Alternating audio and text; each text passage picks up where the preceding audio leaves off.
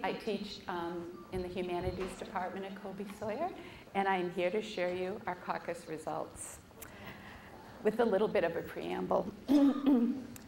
We hold these truths to be self-evident, that all men and women are created equal, that they are endowed by their Creator with certain inalienable rights, that among these are life, liberty, and the pursuit of happiness, that to secure these rights, governments are instituted, deriving their just powers from the consent of the governed.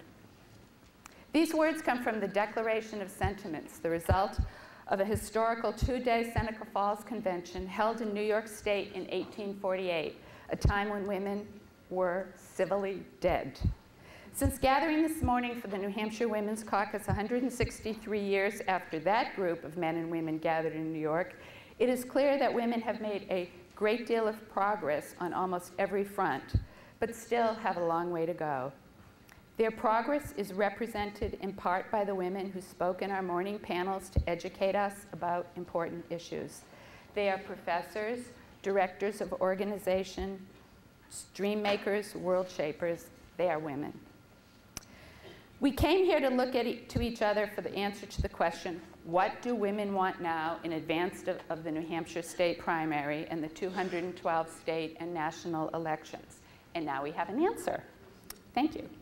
At the caucus held today at Colby Sawyer, we ranked not only our choices for elected officials, but the issues most vital to women and on which we can work together to effect positive change in society. There are many issues women care about with intense passion.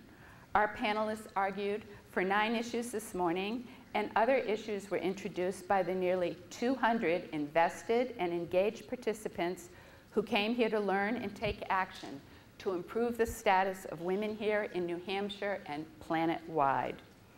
Every issue introduced had merit. Our caucus participants considered the urgency of the issue, the size and vulnerability of the affected populations, whether the issue had a history of unmet needs, and the issue's level of support. After this process, the top 3 answers to the question, what do women want now, the issues voted on and adapted for the New Hampshire Women's Caucus platform are, number 1, make health care, including reproductive health care, affordable and accessible to all. Right. 2, require equality and flexibility in our workplaces, including equal pay and affordable quality child care.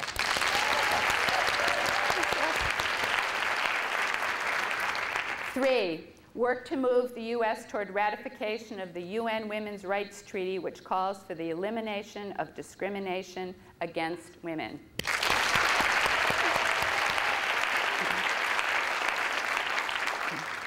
This is the New Hampshire Women's Caucus platform announced on Elizabeth Cady Stanton's 195th birthday.